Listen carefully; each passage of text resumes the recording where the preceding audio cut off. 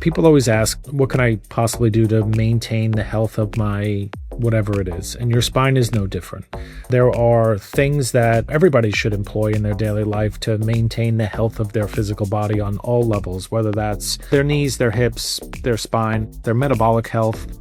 There are success leaves clues, is what I say. I've had the opportunity to see MRIs and X-rays of individuals in their 70s that looked absolutely phenomenal. And, they always do the same things. They move constantly. They take part in things like chiropractic physical therapy. They're aware when their body's responding negatively and they get ahead of it. They don't allow things to get worse over time. They pay attention to the symptoms that are telling them that there's a problem. As it relates to spines, there are certain things that are really important for us to understand. One is a healthy spine has to move. And I don't mean like it moves from side to side. I mean, each individual segment is designed to move independent of the one above and below. Chiropractic care works really well to maintain function, even in an asymptomatic individual. I would say that the greatest benefit from chiropractic would probably be in a wellness program, where essentially they're getting adjusted to maintain the function of their spine. But coupled with that, obviously sitting is really horrible for our spine. Sitting to your spine is like sugar to your teeth. I had a mentor who used to drill that into my head.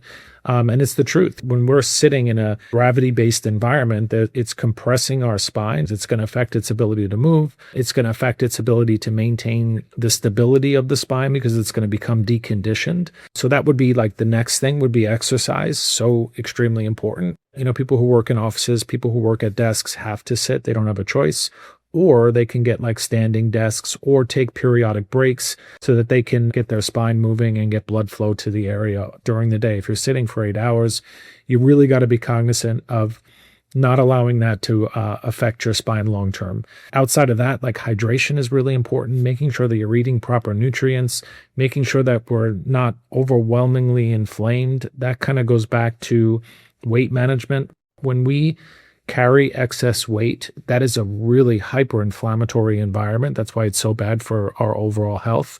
Yes, the physical weight of that tissue is much more, and it will affect our physical body through stress.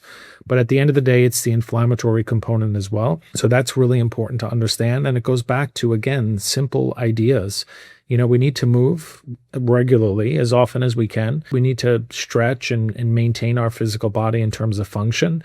And we need to eat healthy. And I think if we do those things, our joint health takes care of itself to a degree. Now, granted, we can have traumas or we can have some type of accident that does affect our body in a negative way. But in terms of chronic degenerative issues that seemingly come out of nowhere, a lot of that is in our control. The problem is we don't pay attention until it becomes symptomatic, or it becomes consistently symptomatic where we have to pay attention. It starts to affect our life in a negative way.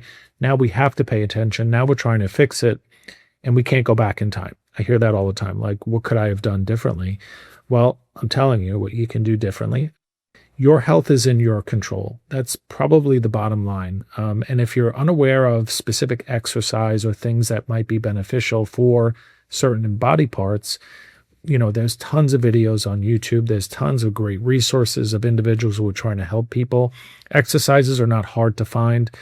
Stretches are relatively basic. It's really the work that you got to put in order to see the outcome that you want. And that's the same for diet and lifestyle and all of the things that I teach. Active participation is really the most important thing because health comes from within. It doesn't come from the outside.